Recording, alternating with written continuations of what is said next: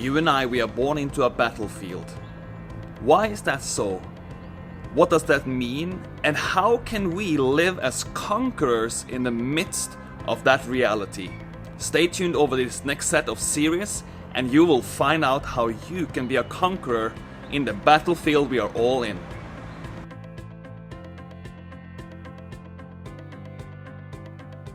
Now, nobody wants to be in a war. I mean, that is not pleasant at all. But the matter of fact that we are actually facing an invisible enemy.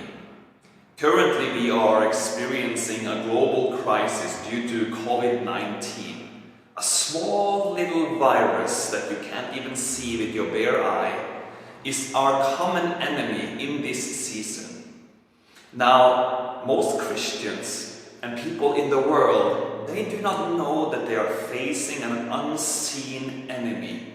As I said, even Christians that don't believe in this unseen reality and this enemy called the devil and his agents, the demons, but they are real and we need to learn how we are to pick up the fight in the way that we can actually make sure that we are living a life as conquerors. But why in the world is the devil and his agents or his demons at war with us? You know, the Bible and the ancient scriptures actually speak about this angelic being that God created in heaven. Some scholars even say that he was leading worship, that he was an extraordinary being, extremely beautiful and created by God to glorify God. Now, there was found pride in the heart of this being. He wanted actually to ascend on the hill of the Lord, to dethrone God, to put himself on the throne of God and demanding worship. I mean, the devil, which we call him today, was no match to God. He was thrown out of heaven, and in the book of Revelation it describes this event that even 1/3 of the stars, which many scholars believe are angelic beings, were hurled out and thrown out of heaven and down to earth. You see, the devil, he cannot hurt God. He is no match for God.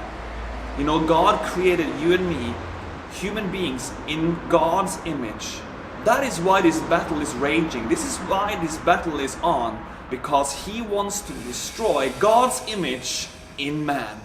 So what can we do and how can we engage in a way that we can be conquerors in the midst of such a difficult and severe battle towards an unseen enemy, the spiritual world?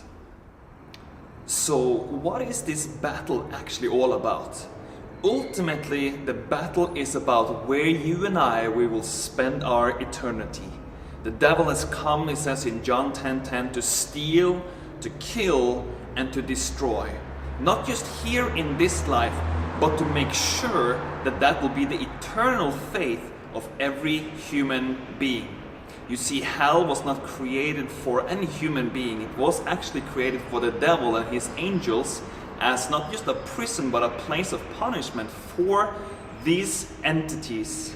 Now, the devil is working overtime because he is not yet bound. He will be bound and he will be thrown into a place called the lake of fire, where he will suffer the consequences of the things that he has been doing wrong in the face of God.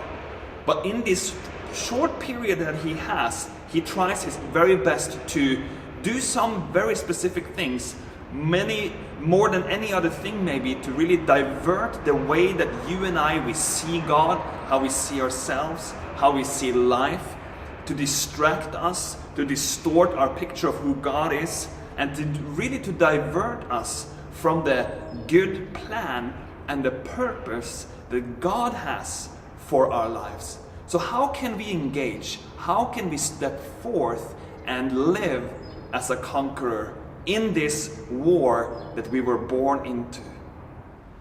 You see, what we need to realize is actually that Christ has come, and that makes the whole difference, because, you know, even in Colossians it says that Jesus, he has actually disarmed the devil. He has disarmed the principalities and the powers and the dominions. So actually he has rendered them powerless. But you see, the victory that Christ has won on the cross will benefit none of us unless we know how to appropriate that, unless we know how to take those things into account, because, you know, the place that the devil once had, he wants to keep that place. You know, we need to hold on to the ground that Christ has conquered for us, that Christ has won for us. And we need to do that in a very specific way. We're going to speak about that in the next following seasons when we are speaking about how we can live as conquerors. But I just wanted to say that God has actually given you and I an armor that we can use. He has given us a set of tools that we can, by applying, live as conquerors in this world.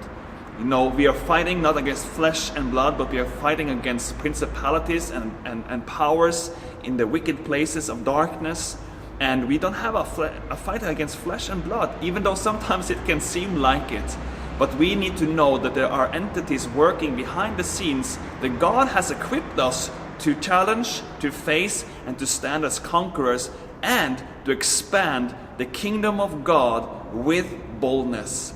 In the next couple of series, I want to take you through the armor of God piece by piece, and how you can apply it to your life so that you may live a life where you are conquering the enemy, standing your ground on every front.